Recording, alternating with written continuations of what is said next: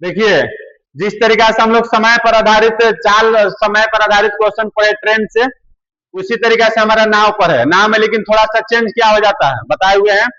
नाव में चेंज क्या होता है कि अगर नाव स्थिर जल में चलता है तो उसका चाल अलग होगा। अब पानी जब बह रहा हो, अर्थात धारा में नाव चलेगा, ठीक है, तो धारा के एक विपरीत दिशा में चल सकता है और एक धारा के दिशा में चलेगा, तो दोनों में चाल थोड़ा थोड़ा क्या हो जाता है, अलग हो जाता है, होगा। तो हम लोग सबसे पहले अब इसमें देखते हैं एक मोटर बोट जिसकी स्थिर जल में चाल 18 किलोमीटर प्रति घंटा है। स्थिर जल में चाल मतलब जब चाल नहीं हो, किसका, जल का, जल का बहाव नहीं है, तब उस समय जल का जब बहाव नहीं है, स्थिर जल है, तो उस समय चाल कितना किलोमीटर प्रति घंटा है, 18 किलोमीटर।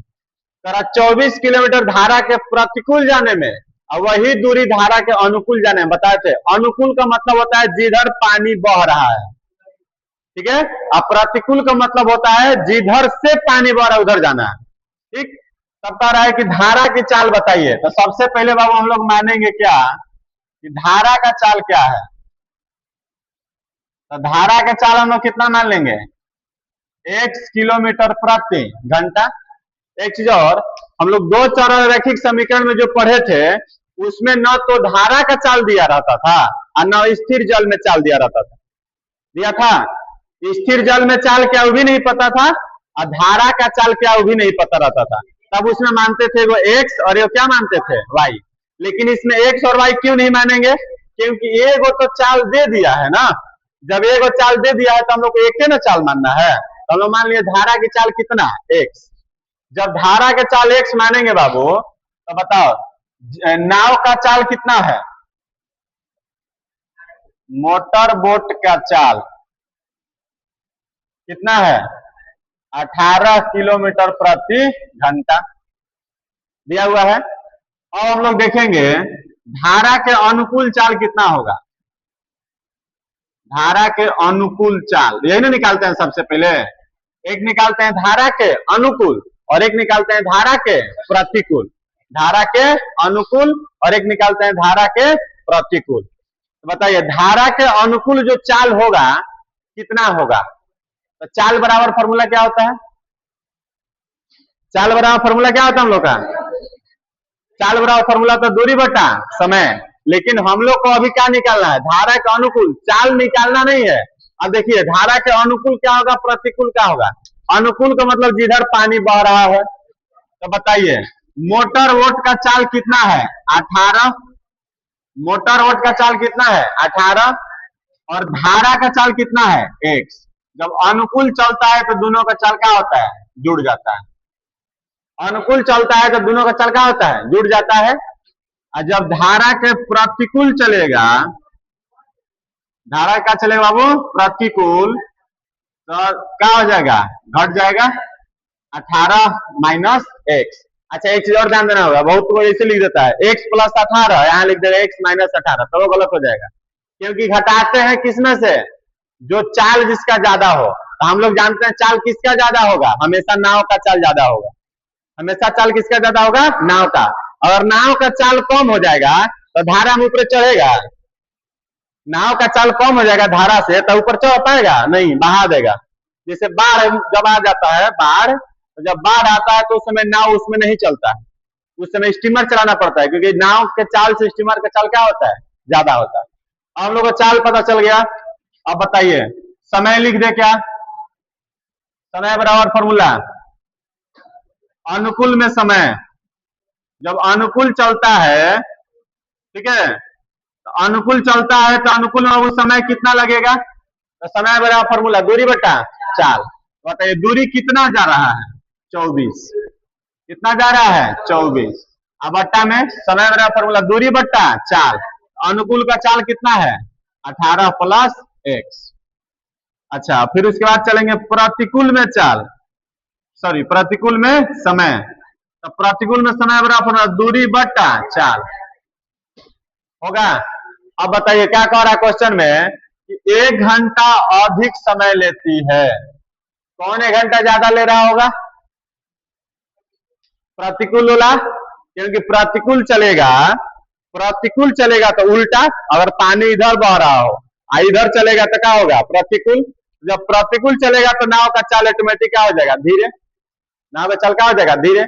जब नाव का चाल होगा धीरे तो समय क्या लेगा, समय क्या लेगा, ज्यादा। तो समय किसका ज्यादा हुआ, प्रतिकूल वाले का।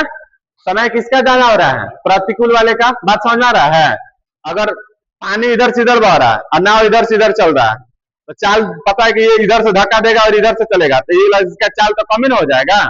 तो चाल कम होगा तो पहुंचने में समय ज्यादा लगाएगा, ज्यादा समय लगेगा। ध्यान दीजिएगा, जब चाल कम हो गया तो पहुंचने में समय क्या लगेगा, मतलब चाल कम तो मतलब धीरे धीरे चलेगा, तो धीरे धीरे जाएंगे तो देर से पहुंचेंगे। अच्छा, पानी इधरे बह रहा है और नाव को भी इधरे बहा दें तो स्पीड में तो जल्दी पहुंचेगा, तो समय क्या लग जाएगा, कम। बताओ समय किसका ज्यादा है, प्रतिकूल का समय क्या है, ज्यादा। इसलिए लिखेंगे 24/18 minus x minus 24/18 plus x. दोनों का अंतर कितना घंटा का है, 1 घंटा का। दोनों का अंतर कितना घंटा का, 1। अब यहां से बताओ क्या कर दिया जाए, एलसीएम निकालेंगे, लेंगे ना एलसीएम। बाबू इसमें एलसीएम लेंगे तो बताओ कितना आ जाएगा, 18 माइनस एक्स 18 प्लस एक्स। यहां हो गया 18 माइनस एक्स, यहां जाएगा 18 प्लस एक्स। माइनस वाला कट गया तो बचेगा प्लस वाला, 18 प्लस एक्स। प्लस वाला कट गया, बच गया 18 माइनस एक्स बराबर कितना है, 1। तो दिक्कत समझ में आ रहा है। अब ऊपर में हम लोग क्या करेंगे, गुना। तो बताइए 18 में 24 से गुना करेंगे, 24 में 18 से गुना करेंगे तो 8 को 32 के 2 हासिल 3 16 3 19 कितना आ गया, 434। कितना आ रहा है, 434। 24 में 1 से करेंगे 24 एक्स, फिर आ गया 434। अब माइनस माइनस प्लस, 24 में 1 से करेंगे 24 एक्स। नीचे सूत्र मिल गया ए स्क्वायर माइनस बी स्क्वायर। नीचे मिला ना सूत्र जी, नीचे ए माइनस बी इंटू ए प्लस बी, तो सूत्र मिल गया ए स्क्वायर माइनस बी स्क्वायर। ऊपर में 434 434 कट जाएगा, तो 24 से 24 कितना हो गया, 48 एक्स। 18 के स्क्वायर 324, 18 के स्क्वायर 324 माइनस में एक्स स्क्वायर बराबर में 1। अब देखिए गुना करेंगे, यहाँ पे गुना होगा तो 324 माइनस एक्स स्क्वायर बराबर 48 एक्स। अब हल कर दे, इसको उधर से उधर भगा दिया जाए, तो भगाएंगे तो उधर होगा एक्स स्क्वायर प्लस में 48 एक्स 324 प्लस में तो उधर गया तो माइनस में बराबर 0। अब 324 को इस प्रकार तोड़ना है कि जोड़ने घटाने पर कितना आ जाना चाहिए, 48। तो 324 को राह पे तोड़िए, 2 एकम 2, 2 छक्के 12, 2 दूनी 4, 2 8 16, 2 एकम 2, 27 तिया 81, 3 9 27, 3 तिया 9। तो दिक्कत, अब इसको 2 भाग में बांट के कितना लेना है, 48। 6 6 दूनी का 12, 3 तिया 9, 9 तिया 27, 27। अब 12 करेंगे तो नहीं आएगा, आएगा। अब देखिए 3 दूनी 6, 6 दूनी 12, ये तो कर लिए ना जी। 3 तिहाई 9, 9 दूनी 18 और 3 तिहाई 9, 9 दूनी 18, 18 36 होगा। हमको लाना कितना है, 48। फिर आगे बढ़ते हैं, 3 तिहाई 9, 9 तिया 27 और 27 दूनी के कितना होता है, 54 और 54 और 6 होगा 54 एक्स माइनस 6 एक्स। अब देखो तो 54 में 6 कितना बचेगा, 48 माइनस 324। एक्स कॉमन निकालेंगे, एक्स प्लस 54, 6 कॉमन निकालेंगे, एक्स प्लस 54। इसलिए एक्स बराबर 6 किलोमीटर प्रति घंटा। अर्थात हमारा जो यहाँ पे आया वह धारा का चाल आया। धारा का चाल कितना हुआ, 6 किलोमीटर प्रति घंटा। अच्छा, ये प्लस होना नहीं लिखे तो समझ में आ रहा ना क्यों नहीं लिखे हैं। क्योंकि चाल माइनस में नहीं होगा। चाल माइनस में होता है जी? नहीं। कोई दिक्कत नहीं ना इसमें? कोई दिक्कत है इसमें? अब चलिए आगे चलते हैं। एक नाव, शांत जल में इसका भी चाल दिया है, हम लोग इसमें धारा का चाल नहीं दिया है, तो बताइए धारा की चाल कितना मान लिया जाए? x किलोमीटर प्रति घंटा। कोई दिक्कत है? अच्छा, नाव का चाल कितना है? नाव का चाल कितना दिया है बाबू? 15 किलोमीटर प्रति घंटा। तो अनुकूल में चाल कितना होगा, ध्यान दीजिएगा, अनुकूल में चाल कितना होगा?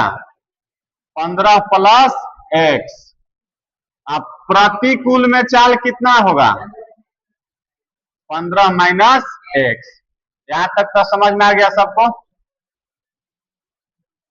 इसी से सब चीज आया। अब समय निकाल ले, समय निकाल ले, एक बार कर देते हैं अंतर, एक बार अंतर कर देते हैं, कोई दिक्कत? अब ध्यान दीजिएगा, एक बार चल रहा है प्रतिकूल में और एक बार चल रहा है अनुकूल में। तो बताइए प्रतिकूल में चलेगा तो समय निकालेंगे, क्या निकालेंगे? समय। यहाँ पे लिख देते हैं समय बराबर, समय बराबर फॉर्मूला क्या होता है? दूरी बटा चाल, यही ना? अब चलिए, समय निकला है दूरी बटा चाल, तो बताइए दूरी कितना का है? 30 किलोमीटर जाना है। दूरी कितना है? 30। तो दूरी बटा चाल, किसका चाल लिया जाए पहले? प्रतिकूल का। तो कितना है? 15 माइनस x। फिर दूरी बटा चाल, 15 प्लस x, यही ना है?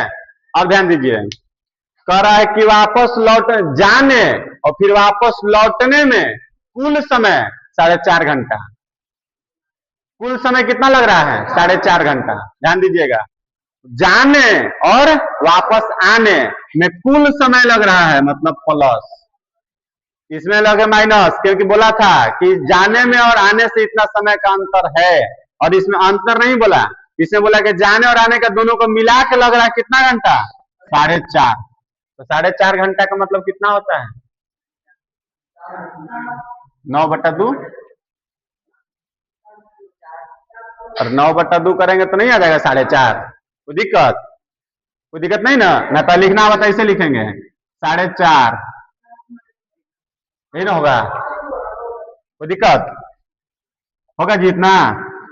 LCM 15 minus x, 15 plus x, 30 into 15 plus x, 30 into 15 minus x, आगे 9/2, 15 तिया 45, 450 प्लस 30x, फिर 450 minus 30x, 15 15 200, 25 minus x square होगा 30x, और 30x कट गया, कटेगा ना? आगे 450, 450, 450, 450 कितना? सिर्फ कितना? 450, 450, 900। अब बट्टा में कितना है? 225 माइनस एक्स स्क्वायर, कुछ कुछ होगा, होगा ना जी?